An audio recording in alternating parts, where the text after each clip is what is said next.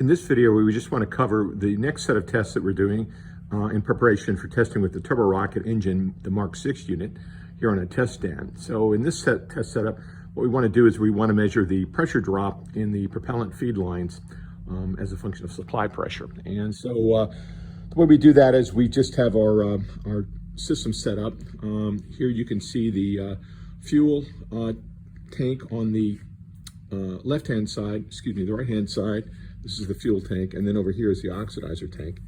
And the ways they're set up, we just lightly pressurize with relatively low pressure, 10 or 20 psi G, each of the tanks with just gas over liquid in the tanks. And then the propellant flows out through a dip tube in each tank, flows out through this line. And the same configuration on the oxidizer side, but the fuel side flows out, goes down this line, and it goes through our shutoff valve. This is the fuel shutoff valve, and this is the oxidizer shutoff valve. Check valves are here and here that provide the purge when you want to purge those lines. So anyway, the flow comes out and it goes into the engine through this line. That's the fuel inlet to the engine on this side, and then the oxidizer is through this line. The engine's not in place now because we're doing this flow check. And then at this point, we're using this graduated cylinder as a bucket test, and we simply set a pressure on the tank with this little hand regulator here.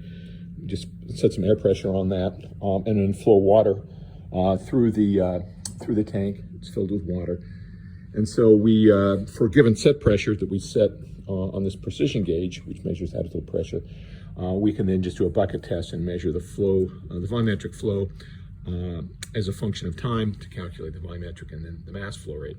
And so that's how that's done. It's a very simple system, but by doing so, it allows us to compute the flow coefficients, and therefore the flow coefficients for each of the respective lines, and then we can know how much set pressure to set for a given flow rate for a particular test. So we just set that with this hand loader here. You can see as we set the pressure, we can set various pressures and measure it, fairly accurately with this calibrated gauge. So that's how that's set up. And with that, we do a series of tests at different set pressures.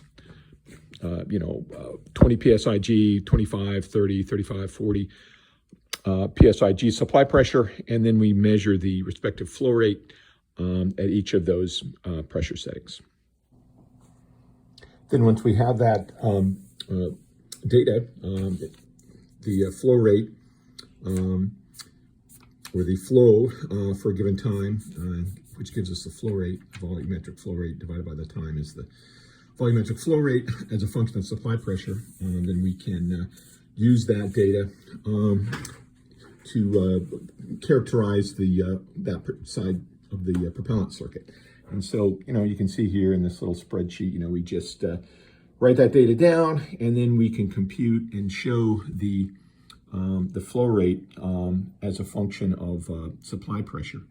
So the dark green dots are our measured data.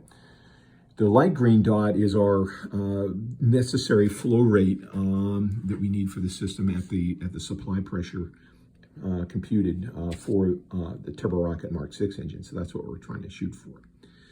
The theoretical curves, we can get those from a computational model, which is just from here. Now I use a tool called GFSSP, Generalized Fluid System Software Program, which is just a graphical program. You can set up a flow circuit here with parameters of different fluids and supply pressures and different components, and then it'll compute the flow rate as a function of supply pressure that you input, and then you can use that as this kind of a theoretical prediction for a particular flow circuit that's basically a simulacrum of our flow circuit.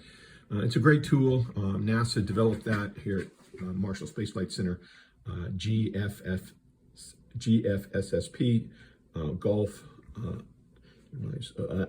F Foxtrot, Sierra Papa. So GFSSP, and I believe it's generally it's free or at a modest cost.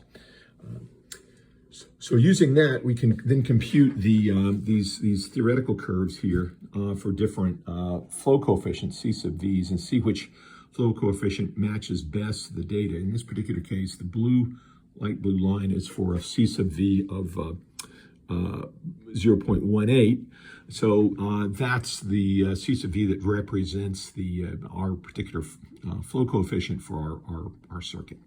So that's how that's done, and now we have that in hand and can use that to compute to set the supply pressure that we're going to need for a given flow rate for a given test on the field.